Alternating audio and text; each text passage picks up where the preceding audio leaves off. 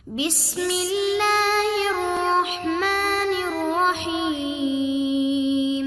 بسم اللہ الرحمن الرحیم۔ السلام علیکم عزیز طلبہ کرام، امید ہے آپ حضرات خیریت سے ہوں گے۔ آج ہمارا صحیح مسلم کا سبق نمبر 29 ہے، جس کا عنوان ہے کتاب الایمان حصہ دوم۔ آگے بڑھنے سے پہلے خلاصہ جات کے اوپر ایک نظر ڈال لیتے ہیں۔ گزشتہ سبق میں ہم نے کتاب الایمان کا حصہ اول پڑھا تھا، اور اس حصے اول میں صحاح اور سنن میں فرق بیان کیا تھا، لفظ کتاب، باب اور فصل کی تعریف کی تھی، ایمان کا لغوی اور اصطلاحی معنی بیان کیا تھا، زیادت الایمان و نقصانہ کی بحث ذکر کی تھی، اسی طرح ایمان اور اسلام میں فرق کو بیان کیا تھا۔ اسی کے ساتھ ہم نے کتاب الایمان کے پورے باب کی عبارت اور ترجمہ ذکر کیا تھا۔ آج کے سبق میں ہم کتاب الایمان کا حصہ دوم پڑھ رہے ہیں، جس کے اندر ہم کتاب الایمان کی تمام روایات کے راویوں کا تعارف ذکر کریں گے، اور حل لغات کی طرف جائیں گے، یعنی مشکل الفاظ کے معنی ہم لکھ کر دکھائیں گے۔ سند کے اندر تحویل ہے، اس کی وضاحت کریں گے۔ کتاب الایمان کے اندر جو مباحث ذکر کی گئی ہیں ان کو ذکر کریں گے، اور ان میں سے جو پہلی بحث ہے تقدیر، اس کے اوپر ہم گفتگو کریں گے۔ تو چلتے ہیں سبق کی طرف۔ صحیح مسلم کی یہ شرح ہے جو امام نووی رحمۃ اللہ علیہ نے تحریر کی ہے، اس کے حوالے سے ہم یہاں روات کا تعارف آپ حضرات کے سامنے رکھتے ہیں۔ اس کے اندر آپ دیکھ سکتے ہیں کہ ان راویوں کے نام ذکر کیے گئے ہیں اور ان کا مختصر تعارف کروایا گیا ہے، جو کہ کتاب الایمان کی احادیث کے راوی ہیں۔ تو یہ ان کا نام ہے، اس کا تلفظ کیسے کرنا ہے وہ بتایا گیا ہے، ان کا موٹا موٹا تعارف یہاں ذکر کیا گیا ہے۔ اسی طرح اگلی سلائیڈ کے اندر بھی ہم دیکھ لیتے ہیں۔ اس سلائیڈ کے اندر بھی روات کا تعارف موجود ہے، آپ حضرات ان کو پڑھ سکتے ہیں، اور یہ آسان ہے، کوئی مشکل نہیں ہے۔ تو ہم آگے بڑھتے ہیں۔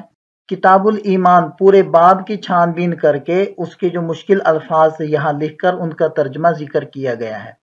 یہاں یہ وضاحت ضروری ہے کہ یہ جو معنی لکھے گئے ہیں یادداشت کی بنیاد پر یا کسی شرح کو دیکھ کر یہ معنی نہیں لکھے گئے، بلکہ ایک ایک لفظ کو مصباح اللغات سے خوب اچھے طریقے سے تحقیق کر کے پھر یہ معنی لکھے گئے ہیں۔ لہذا آپ بغیر کسی شک و شبہ کے ان معنی کے اوپر اعتماد کر سکتے ہیں۔ مسلم شریف کی یہ پہلی روایت ہے، اور اس روایت کے اندر ہا موجود ہے، یہ ہائے تحویل ہے، جس کے بارے میں ہم پہلے تفصیل کے ساتھ بات کر چکے ہیں کہ آپ اس کو صرف ہا پڑھ لیں یا پھر تحویل اس کو کہہ دیں۔ بہرحال یہ ہائے تحویل لا کر امام مسلم رحمۃ اللہ علیہ نے انتہائی احتیاط کے پیش نظر اشارہ کیا ہے کہ دونوں راویوں نے معنی کے اعتبار سے ایک ہی حدیث کو بیان کیا ہے، لیکن الفاظ دوسری سند والے کے ہیں۔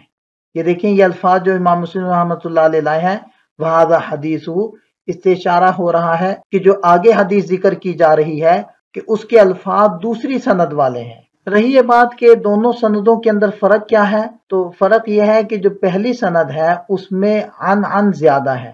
دیکھیں کہ یہاں حدثنا وکیع عن کہمس، یہیں سے عن شروع ہو جاتا ہے، عن عبداللہ ابن بریدہ عن یحییٰ ابن یعمر، جبکہ جو دوسری سند ہے اس کے اندر دیکھیں کہ کہمس تک حدثنا ہے اور آگے عن شروع ہو رہا ہے۔ ایک تو یہ فرق ہو گیا۔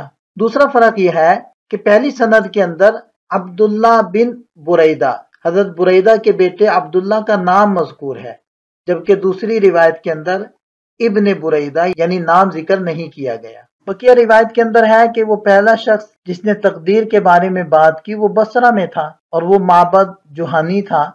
تو بصرہ کہاں واقع ہے؟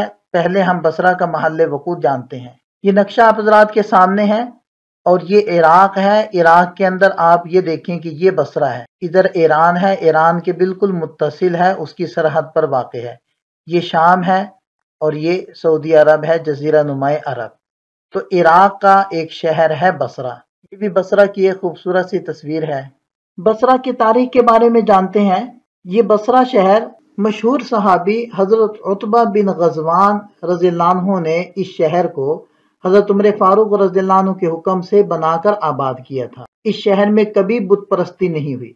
آج کل عراق کے ماتحت ایک بڑا شہر ہے، اور معبد جوہنی جوہینہ قبیلے کی طرف منسوب ہے۔ یہ شخص حضرت حسن بصری رحمہ اللہ کی مجلس میں بیٹھتا تھا اور سوسن یہودی سے اس نے یہ عقیدہ لیا اور بصرہ میں پھیلا دیا۔ بہرحال ہم نے سند کے اوپر بھی بات کر لی، بصرہ کے بارے میں بھی بات کر لی، اور معبد جوہنی کے بارے میں بھی ہم نے بات کر لی۔ اس روایت میں ہے کہ یحییٰ بن یعمر وہ کہتے ہیں کہ ہم حج یا عمرے کے لیے آئے، ہماری ملاقات ہوگی حضرت عبداللہ بن عمر بن خطاب رضی اللہ عنہما سے، تو ہم نے ان کو گھیر لیا اور دائیں بائیں ہو گئے، اور میرا گمان یہی تھا کہ میرے ساتھی گفتگو میرے حوالے ہی کریں گے، اس لیے میں نے بات شروع کر دی۔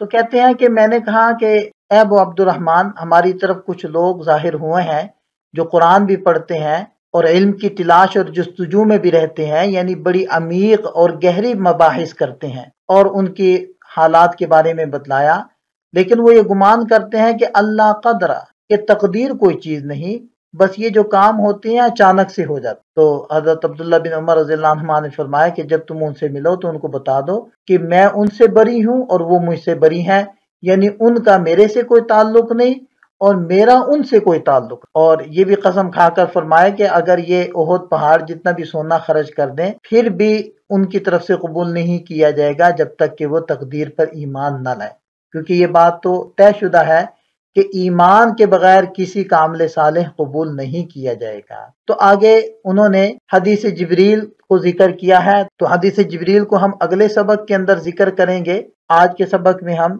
تقدیر کے بارے میں گفتگو کرتے ہیں۔ تو کتاب الایمان کے اندر ان تین اہم مضامین کے بارے میں احادیث لائی گئی ہیں۔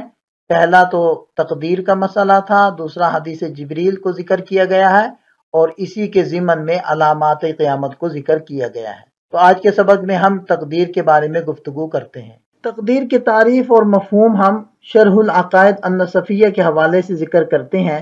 شارح بیان فرماتے ہیں کہ ہر مخلوق کو جن صفات کے ساتھ جس زمانے اور مکان میں موجود ہونا ہے سب کچھ پہلے سے متعین کر دینے کا نام تقدیر ہے۔ یعنی علم الہی میں یہ بات ہے کہ فلاں فلاں شخص فلاں فلاں زمانے میں فلاں فلاں جگہ پیدا ہو کر فلاں فلاں اچھے یا برے کام کرے گا، جس کی وجہ سے وہ ثواب یا سزا کا مستحق ہو کر جنت یا دوزخ میں جائے گا۔ اس کو آسان مثال سے آپ یوں سمجھیں کہ جس طرح مکان بنانے سے پہلے کاغذ میں ایک نقشہ اور خاکہ تیار کیا جاتا ہے کہ اتنے کمرے فلاں جہت میں ہوں گے، اتنا طول و عرض میں صحن ہوگا، اور فلاں جانب غسل خانہ اور فلاں جانب باورچی خانہ ہوگا وغیرہ، پھر اسی نقشے کے مطابق تعمیر کرواتا ہے۔ بیائی نہیں، اسی طرح تقدیر کو سمجھیں کہ جہان کا نقشہ بھی اللہ تعالیٰ کے ہاں پہلے سے ایک پنہا وجود رکھتا ہے، جس میں ہر چیز کا حسن و قبح، نافع اور ضار، اس کے وجود کا زمان و مکان سب کچھ متعین ہے۔ پھر اس نقشے کے مطابق ہر چیز کا وجود ظہور پذیر ہوتا ہے۔ اہل اسلام اسی وجود پنہائی کو تقدیر کہتے ہیں۔ شارح رحمۃ اللہ علیہ فرماتے ہیں اس عقیدے پر معتزلین کے جانب سے اہل حق پر اعتراض بھی ہوتا ہے کہ جب آپ نے کہا کہ تمام افعال عباد کے خالق اللہ تعالیٰ ہیں اور سارے افعال اللہ تعالیٰ کے ارادے اور اس کے حکم اور اس کی تقدیر کے مطابق ہیں، تو پھر کافر اپنے کفر پر اور فاسق اپنے فسق پر مجبور ہے، اس لیے کہ اللہ کا فیصلہ اور تقدیر کوئی نہیں بدل سکتا، تو کافر اور فاسق اپنے کفر و فسق میں مجبور ہیں، تو ان کو ایمان اور طاعت کا مکلف بنانا تکلیف ما لا یطاق اور محال ہے، حالانکہ اللہ تعالیٰ کا فرمان ہے لا یکلف اللہ نفسا الا وسعہا۔ تو اس کا جواب دیا کہ اللہ تعالیٰ نے ان دونوں کے کفر و فسق کا ارادہ تو کیا ہے، لیکن ارادہ اس معنی میں کیا ہے کہ کافر اور فاسق اپنے ارادے اور اختیار سے کفر اور فسق کریں گے، تو جب ان کا اختیار برقرار ہے تو پھر جبر کہاں رہا؟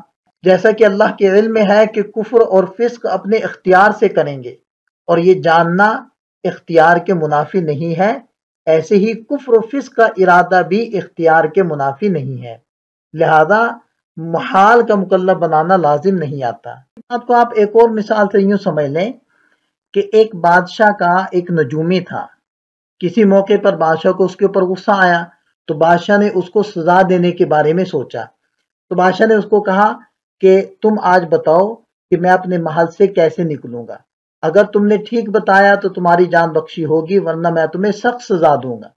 تو اس نے کہا کہ بادشاہ سلامت، میری بھی ایک شرط ہے کہ میں آپ کے نکلنے کا طریقہ لکھ کر ایک ڈبی میں بند کر دوں گا، اس ڈبی کو کھولنا تب ہے جب آپ محل سے باہر نکل جائیں۔ تو بادشاہ نے کہا بالکل ٹھیک ہے۔ تو اس صاحب نے، اس نجومی نے، جو بھی اس کے پاس علم تھا اس کے مطابق اس نے کچھ لکھا اور ڈبی میں اس کو بند کر دیا۔ تو بادشاہ سلامت نے حکم دیا کہ بھئی محل کی چھت توڑو، تو محل کی چھت توڑ کر اس کو رسوں کے ذریعے سے وہاں سے باہر نکالا گیا۔ تو جب ڈبی منگوائی گئی تو اس میں یہی لکھا تھا کہ بادشاہ سلامت محل کی چھت توڑ کر باہر نکلیں گے۔ اس سے بحث نہیں کہ اس کو کیسے پتا چلا یا اس کے پاس کون سا علم تھا۔ اس مثال سے بتانا یہ مقصود ہے کہ جب اس نجومی نے اپنے علم اور فہم کے مطابق یہ بات لکھ دی کہ بادشاہ چھت توڑ کر نکلے گا، تو کیا بادشاہ کا دروازوں سے نکلنے کا اختیار ختم ہو گیا تھا؟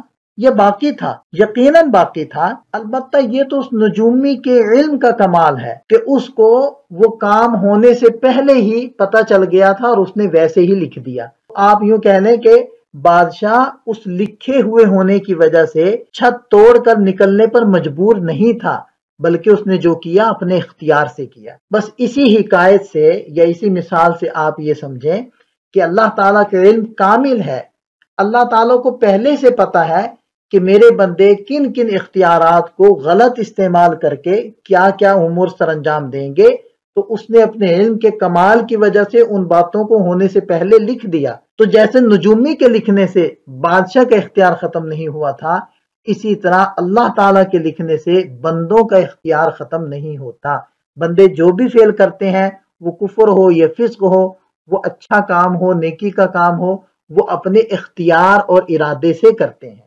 اسی پوری گفتگو کو دو الفاظ میں اس طریقے سے بیان کیا جاتا ہے کہ تقدیر اخبار ہے، اجبار نہیں۔ یعنی تقدیر ایک کام کو ہونے سے پہلے اس کے ہونے کی خبر تو دیتی ہے، لیکن اس کام کے کرنے پر کسی کو مجبور نہیں کرتی۔ اس صفحے کے آخر میں بھی ایک تعریف کی ہے ملا علی قاری رحمۃ اللہ علیہ نے، یعنی اللہ تعالیٰ نے روز اول سے سارے فیصلوں کو جو مقدر کیا ہے، اسی کا نام تقدیر ہے۔ یہ فتنہ شروع کب ہوا؟ تو خلفائے راشدین کے دور میں کسی نے تقدیر کا انکار نہیں کیا اور نہ کسی کو اس میں تردد ہوا۔